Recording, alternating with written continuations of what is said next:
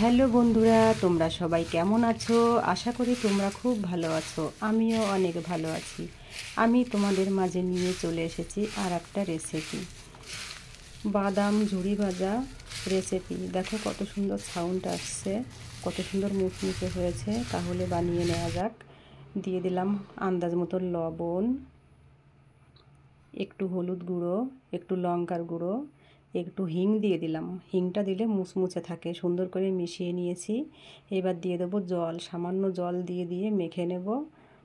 সুন্দর করে মেখে নিতে হবে।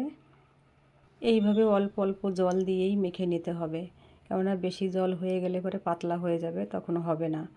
এইভাবে অল্প অল্প জল দিয়ে মেখে নিতে হবে। তো আমি এইভাবে মেখে নিয়েছি। দেখো, একেবারে পাতলাও না, একেবারে ঘনও না, এইভাবে মেখে নিতে হবে। তো আমি একটু বাটিতে আলাদা করে নিয়ে নিচ্ছি বুঁদে ভাজার জন্যে। তো এর মধ্যে সামান্য একটু জল দিয়ে দেবো, একটু হালকা করতে হবে বুঁদে ভাজতে গেলে পরে। তো একটুখানি জল মিশিয়ে নিলাম আমি। এখন আমি কড়াইতে তেল ওদিকে গরম হয়ে গেছে আমার। আমি এখন দেখো, এই যে একটা জাজরি হাতা নিয়ে নিয়েছি, এর মধ্যে এইভাবে দিয়ে এইভাবে বুঁদেগুলো ভেজে নিতে হবে। তো আমি এইভাবে ভেজে নিচ্ছি। এইগুলো আমার ভাজা হয়ে আসছে, আমি এখন তুলে নেব তেল থেকে। একেবারে মিডিয়ামেও রাখা যাবে না আঁচ, পুরো লোতে রেখে দিয়েছি আমি, না হলে পরে হবে না, পুড়ে যাবে, মচমচা হবে না। ওই জন্য একেবারে লোতে রাখতে হবে গ্যাসটা। এইভাবে আমি বোঁদেগুলো ভেজে নিয়েছি। দেখো, আমি একটা তেলের কাবারের মধ্যে বেটারটা ঢেলে নিয়েছি, সামান্য একটু কেচি দিয়ে ফুটো করে নিলাম, একটু ছিদ্র করে নিয়েছি। এইবার আমি এইভাবে ঝুরি ভাজাগুলো ভেজে নেব। গ্যাসটা আমি লোতে রেখে দিয়েছি, কেননা মিডিয়ামেও রাখা যাবে না, তাহলে পুড়ে যাবে, ভাজা হবে না ভালো। ওই জন্যে আমি একেবারে লোতে রেখে দিয়েছি। দেখো, এইভাবে আমি সব ঝুরি ভাজাগুলো ভেজে তুলব। অল্প অল্প করে দিচ্ছি, কেন আমি অল্প তেল দিয়েছি তো, তার জন্যে অল্প অল্প করে দিচ্ছি। বেশি দিলে পরে ভালো হবে না, তার জন্যে। তাই আমি এইভাবে অল্প অল্প করে সব ভেজে নিচ্ছি। এইভাবে সব আমি ভেজে তুলছি। এখন কারি পাতাগুলো ভেজে নেব, এইগুলো তুলে।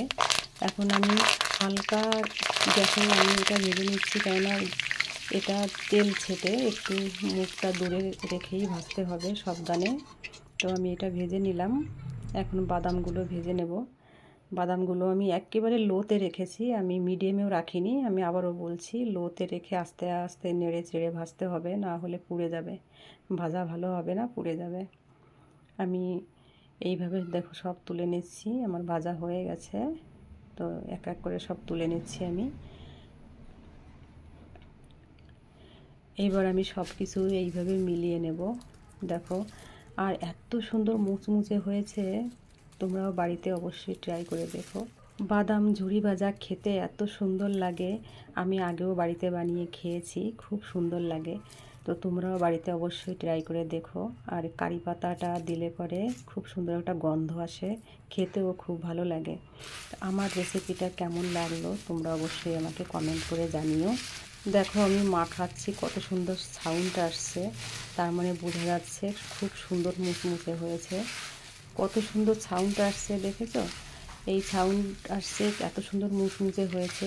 এইগুলো কৌটা ভরে রেখে অনেক দিন ধরে খাওয়া যাবে, নষ্ট হবে না, মুচমুচেই থাকবে, নরম হবে না। তো আমি যেভাবে বানিয়েছি এইভাবে তোমরা অবশ্যই বাড়িতে ট্রাই করে দেখবে। আমার এই রেসিপিটা কেমন হয়েছে তোমরা অবশ্যই আমাকে কমেন্ট করে জানিও।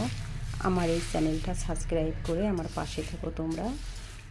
তোমরা সবাই ভালো থেকো, সুস্থ থেকো। আমার রেসিপিটা যদি ভালো লাগে তোমরা আমাকে অবশ্যই কমেন্ট করে জানিও। দেখা হবে পরের রেসিপিতে। তোমরা সবাই ভালো থেকো, সুস্থ থেকো। Tata, by.